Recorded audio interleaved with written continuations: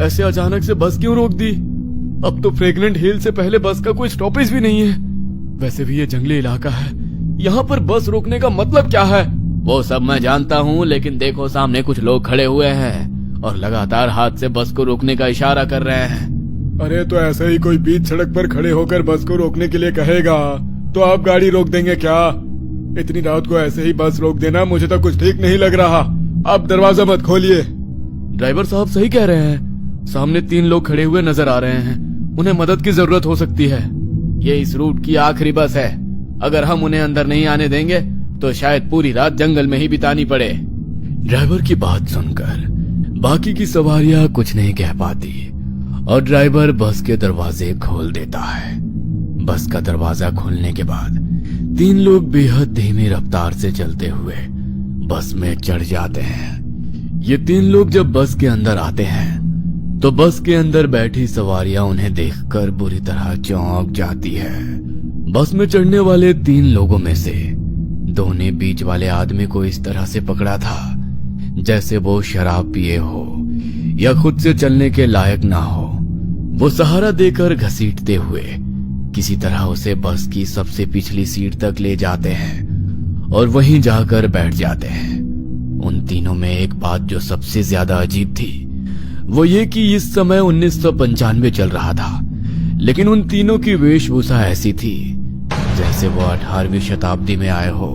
Sir पर पौराणिक चीनी टोपी पहने होने के कारण उनका चेहरा भी साफ नजर नहीं आ रहा था। इसके साथ ही उनके बाल भी लंबे और बेतरतीब बिखरे हुए थे, जिसके कारण चेहरा दिखाई नहीं पड़ रहा था।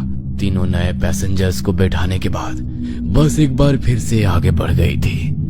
बस जैसे जैसे आगे बढ़ रही थी, बस के अंदर की हवा में कुछ अजीब सा भारीपन महसूस होने लगा था। ये किन लोगों को बैठा लिया है तुमने? तुम्हें इन्हें देखकर कुछ सिरहंसी महसूस नहीं हो रही? उनके कपड़े देखो, आज के समय में कौन ऐसे कपड़े पहनता है? इतने पुराने और भद्दे लग रहे हैं, जैसे कभी धुले ही नहीं हैं। आपने गौर किया? बस के अंदर अचानक दुर्गंध फैल गई है। ऐसा लगता है जैसे कुछ सड़ रहा है यहाँ। मुझसे तो सांस भी नहीं ली जा रही है। ये क्या बोल रही हैं आप? ऐसा तो कुछ भी नहीं है। इधर पीछे गांव में एक थिएटर है, ये लोग उधर नाटक कंपनी से ही आए होंगे। आप उन पर ध्यान मत दीजिए। जब से वो लोग बस में आए तब से 1 इंच भी हिले नहीं, ना ही उन्होंने कोई बात की। फिर तुम्हें कैसे पता कि वो थिएटर से आए हैं? तुम उनकी तरफदारी क्यों कर रही हो? 5 किलोमीटर के बाद आपका स्टॉपेज आ जाएगा, तब तक चुप करके बैठो, समझी? कंडक्टर की बात सुनकर बूढ़ी ने एक नजर अपने सामने बैठे लड़के की ओर देखा। वो भी इस समय बूढ़ी को ही देख रहा था। बूढ़ी कुछ देर तक बेचैनी में इधर उधर देखती है और उसके बाद सामने वाले लड़के को घूरने लगती है। बस अब जंगल पार करने के बाद फ्रेग्रेंट हिल्स जाने वाली मेन रोड पर आ गई थी। हमें इधर ही उतार दो। कपल बस से उतरकर जा चुका था। उनको बस से उतरकर जाते देख कंडक्टर की आंखों में कुछ बेचैनी सी नजर आ रही थी। कंडक्टर के समझाने के बाद भी बस में बैठी बूढ़ी औरत कभी पीछे मुड़कर उन तीनों अजीब पैसेंजर्स को देखती तो कभी सामने बैठे लड़के को। अचानक, ए लड़के, मेरा पर्स लिया ना तुमने? बूढ़ी औरत देखकर फायदा उठाता है, हाँ? क्या कहा? मैंने पर्स उठाया? मैं चोर नजर आता हूँ क्या? हाँ, चोर ही नजर आता है। तेरी शक्ल पर लिखा है तू 1 नंबर का चोर है। निकाल मेरा पर्स। बूढ़ी के इस तरह आंखें दिखाकर चोरी का इल्जाम लगा देने से वह लड़का भी बुरी तरह बौखला गया था। आपकी उम्र का लिहाज कर रहा हूँ वरना।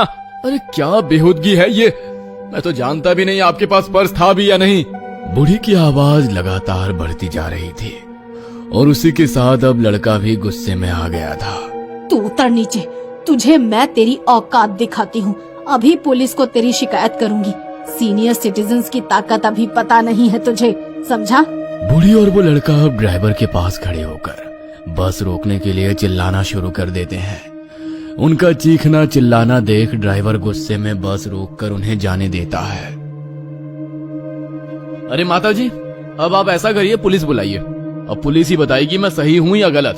पुलिस की जरूरत नहीं है। मैं जानती हूँ तुम बेकसूर हो, लेकिन तुम मेरे पोते के उम्र के हो।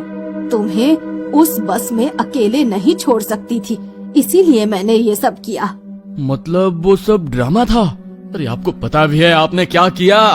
इतनी रात को इस सुनसान रोड पर कहाँ जाएंगे हम? कैसे जाएंगे? तुमने देखा वो 3 लोग जो बस में चढ़े थे? तुम कान में गाने लगाकर मस्त हो गए थे, लेकिन मेरी ये बूढ़ी आंखें बहुत बेचैन थी।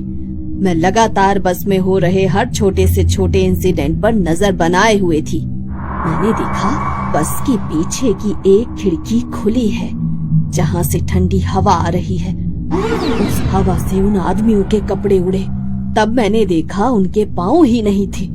बीच वाले आदमी के चेहरे पर बिखरे बाल हवा में उड़े तो मैंने देखा बीच वाले आदमी का चेहरा, नाक, मुंह कुछ नहीं था। हमारे गांव में ऐसे लोगों को प्रेत कहा जाता है। मैं कंडक्टर को उनके बारे में बताना चाहती थी। मैंने पर्स से छोटा आईना निकाला। उस आईने में कंडक्टर साफ दिखाई देना चाहिए, लेकिन मेरे कोशिश करने के बाद भी मैंने देखा कंडक्टर का चेहरा आईने में दिखाई ही नहीं पड़ रहा है। हम दोनों लकी हैं जो उन्होंने हमारे झूठे झगड़े पर भरोसा किया और हमें यहाँ उतार दिया। आपका बहुत बहुत धन्यवाद।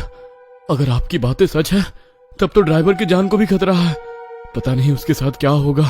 चलो हम थाने में जाकर रिपोर्ट लिखा देते हैं। बूढ़ी और लड़का थाने जाते हैं और सारी बातें बता देते हैं, लेकिन इंस्पेक्टर को उनकी बेसिर पैर की बातों पर यकीन नहीं होता और वो उन्हें वहां से बाहर निकाल देता है। 2 दिन बाद पुलिस को बस तो मिल गई थी, लेकिन ये घटना पुलिस के लिए एक अबूझ पहेली बन चुकी थी। डीजल की बजाय खून से चलकर वो बस बिना किसी कैमरे की नजर में आए 100 किलोमीटर दूर कैसे पहुंची? इस सवाल का जवाब किसी के पास नहीं था। वो 3 आदमी कौन थे उनकी कभी शिनाख्त नहीं हो सकी। इस घटना के बाद पूरे चीन में डर की लहर दौड़ गई थी। कहते हैं उस घटना के बाद भी कई बार रात के अंधेरे में रूट नंबर 375 की बस लोगों को नजर आ जाती है। को हमारी ये कहानी पसंद आई हो तो इसे लाइक और शेयर करना ना भूलें।